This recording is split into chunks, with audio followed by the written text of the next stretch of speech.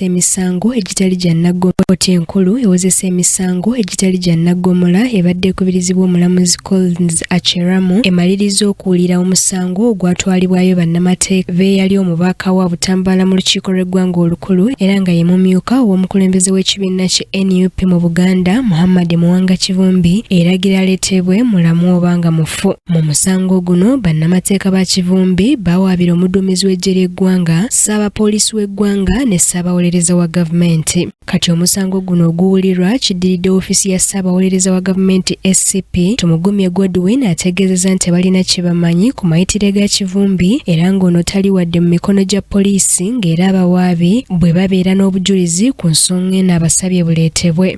Etteeka ku nsonga eno ligamba bring the body, produce the body corpus, oba mulamu oba mufu muleete.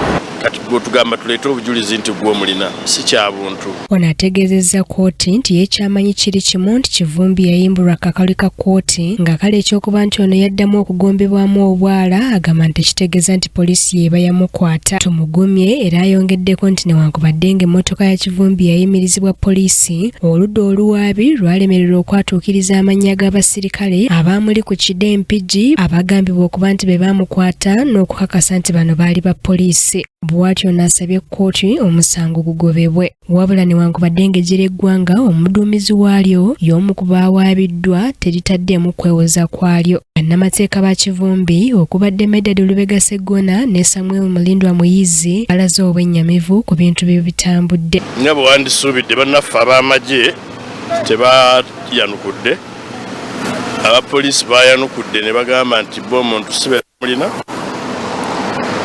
nti bo baakoma kumuyimiriza ku checkpoint yaabwe Empigi ni tebamanyi gyali, banoonyeza mu buduukulu bwabwe taliiyo, n'olwekyo bo tebamanyi gyali era ne bagamba nti baabawadde amagezi nti omuntu okuleeta habeas corpus ateekwa okuba n'obukakafu nti gw'omulina ne wa waali. So basuubira nti bwe baamala omukwata Empigi twandibadde tugoberera ne tulaba abo bamututte ne bamusengulawo ne tumanya.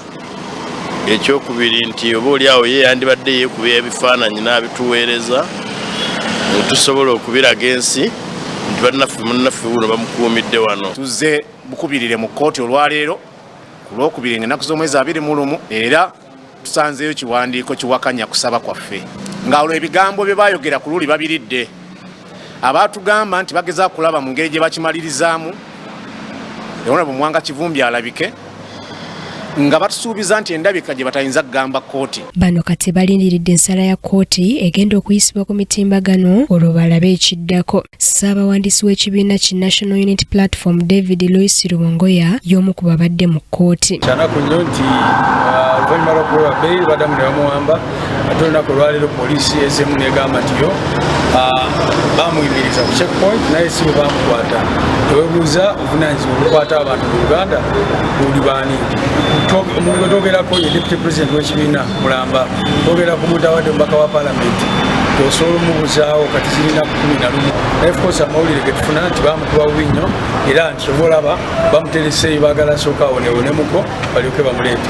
Kyanaku kibi nnyo tukivumirira. Muhammad Muwanga Kivumbi yakwatibwa ng'ennaku z'omwezi 10 omwezi guno omwaka guno okusinziira mu bitundu by'Empigi bwe yali ava ewaabwe Butambala ng'adda e Kampala ng'era wano yali yakamala ekiro kimu kyokka bw'ekiti ng'ali bweru oluvannyuma lwa kkooti eggulo limu okuba nga lyemuwadde akakalu ku misango gya Tunkana gy'egy'okuusa ku butujju egyali gimubeesezza ku alimanda okuviira ddala mu mwezi gwa Gatonnya oba January omwaka guno. Ono okuva olwo yaddamu okukwatibwa n'azzibwayo taddangamu kulabwako. Annette Nakayibaale yakusakidde eggulire lino Crack TV amalindiri.